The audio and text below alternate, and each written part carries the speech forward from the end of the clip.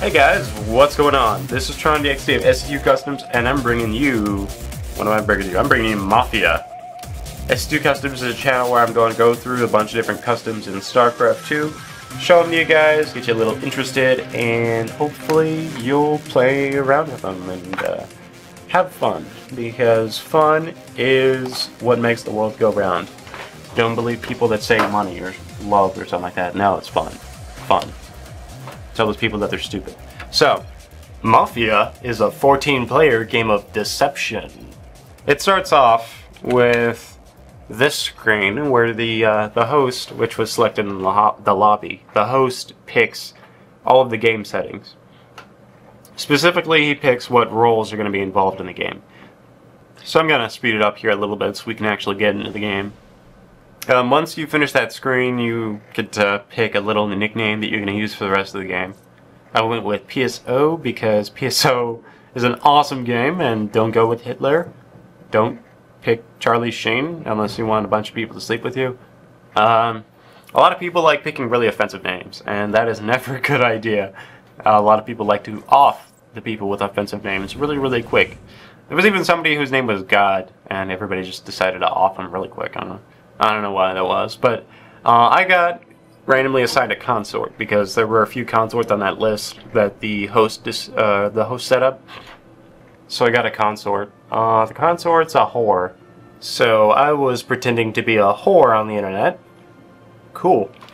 The consort's only ability is to block somebody's role every night.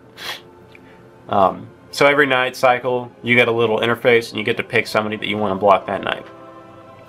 So, let's see, I started talking about night. There's day cycles and there's night cycles. A bunch of stuff happens during the day and a bunch of stuff happens during the night. But the game is constantly rotating between day and night. So this is the first day cycle. Well, no, this is the intro. And then after the intro is going to be the first day cycle. But at the beginning of the day cycle, it's really just chat. So, there's not really a whole lot to talk about on the first day. But, as I said before, it's a 12-person game of deception. There are two teams. There's the Mafia, and then there's the townspeople. So as the host was selecting roles, a bunch of the roles that he selected were townspeople, and a bunch of the roles were Mafia. Each team has a different goal. The townspeople are trying to eradicate the Mafia, and the Mafia are trying to just stick in the game. But how the Mafia stay in the game is that they basically kill everyone but other Mafia members, which is very witty. Very witty, indeed. Well, okay, so there's three kinds of Mafia players. There's the Mafioso, there's the Godfather, and then there's some hookers. But the hookers aren't really important. The hookers are basically just consorts that are Mafia. But yeah, so basically, this is the first night cycle. Since I'm a consort, I'm picking somebody that seems suspicious to me, and I'm going to go ahead and roadblock them, and just see what happens, I guess. I mean, not really a whole lot can come out of being roadblocked on the first night, because, you know, right now there are 3 Mafia people, maybe 4, I can't recall. But at the very least, I mean, unless all of the consorts block a different Mafia person, then we're not going to notice anything different on the first night. So it's kind of silly to even block somebody. But I decided to sleep with Carlos Gambino because he sounded like a sexy bitch. And this is the first night. This is the Mafia's role. They kill somebody. Godfather kind of picks people that he wants the Mafia to kill. But essentially, the Mafia all go and kill somebody. And the objective here is for the Mafia to kill somebody every night and then to get it blamed on someone that was of the town. So that way, every day they get one person out of the town, every night they get one person out of the town. And eventually they do that so much that they'll be left and they'll win the game. So,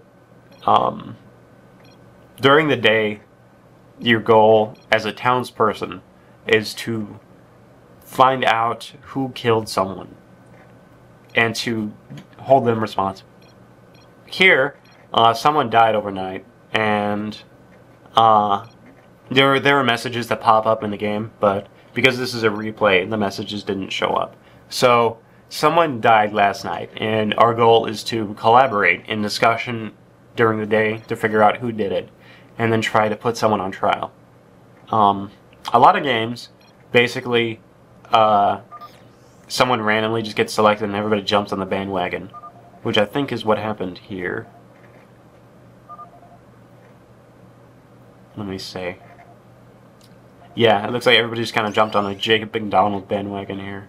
So, that's not a very good strategy, just so you guys know. I mean, jumping to conclusions for no apparent reason, saying, oh, he probably did it. There's no reason to do that. If anything, it kind of ruins the game, but it's a fairly common thing to happen, so.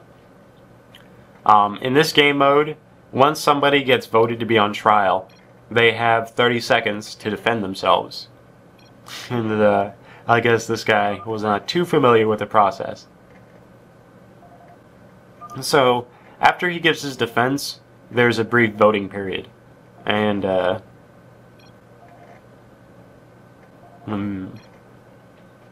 everybody goes through, talks a little bit, decides the fate of this person, with guilty or not guilty.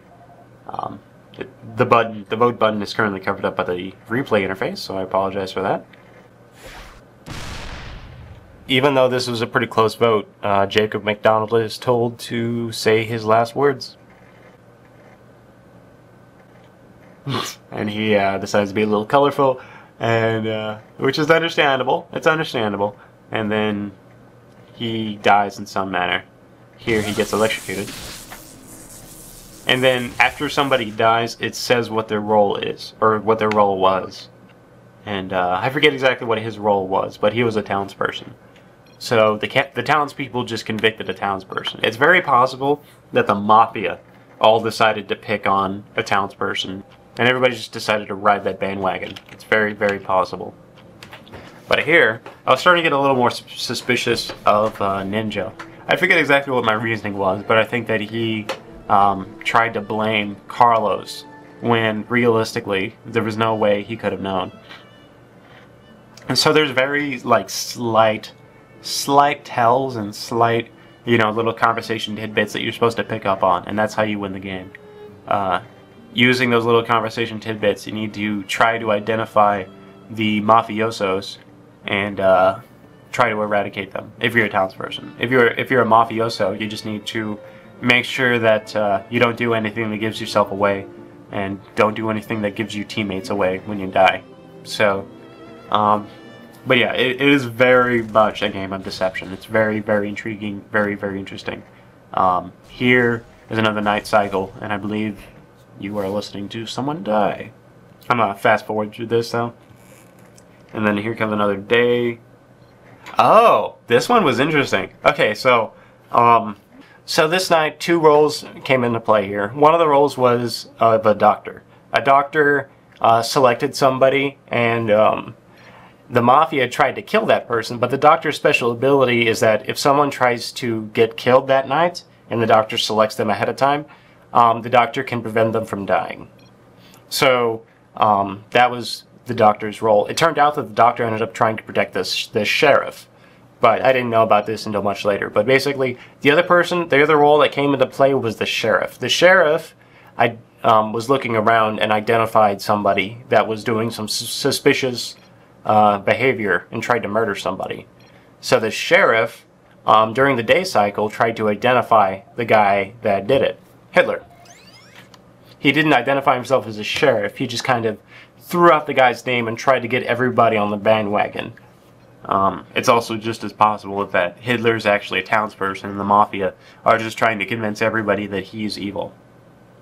But the idea here is that in your defense, you're supposed to talk about, you know, what your role was and try to prove that you didn't do anything and that you didn't kill anyone. Chances are good that if you had a role and you did something last night, at least one person knows that you did something. So, for instance, if you're a consort, you could say, I slept with so-and-so last night, and the night before I slept with so-and-so. And then in the voting session, the people can kind of vouch for you and say, yeah, this did happen. But here, I guess the guy decided to just be kind of witty, and that never really works very well, so even though Hitler may or may not have been selected randomly, he is decided to be guilty because he did not try to defend himself. There are a lot of people, actually, that don't try to defend themselves, and it's not a very good habit to get into. So now Hitler's going to go ahead and say his last words, and then he's going to die, and then we're all going to see what role he really was. We all found out that Hitler was actually a serial killer, but after the game I found out that the person that accused him was a detective, and the detective found out that Hitler was trying to kill somebody last night.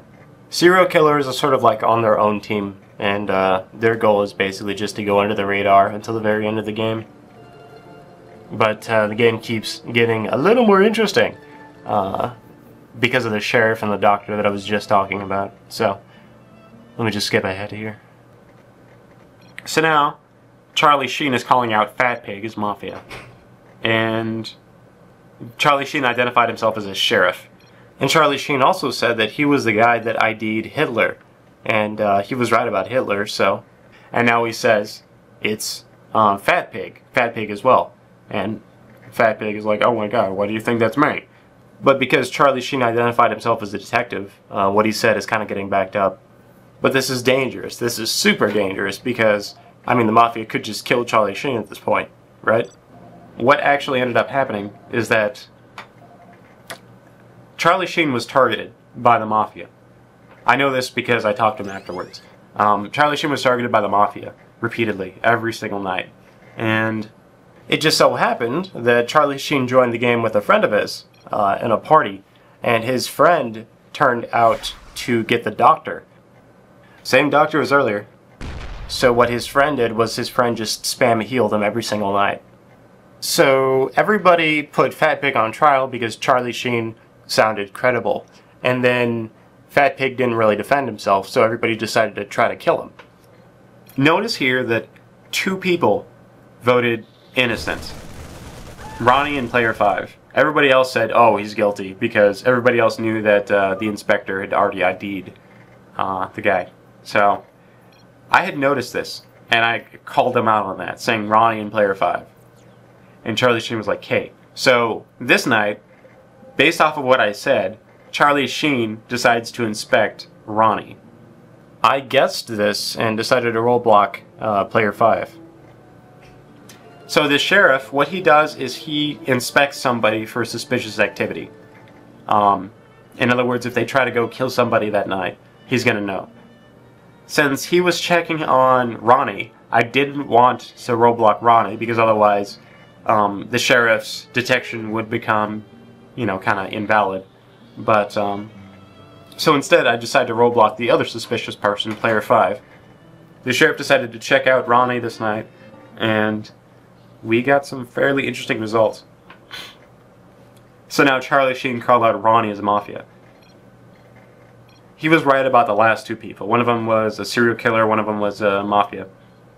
And now we figure out that we have a system going.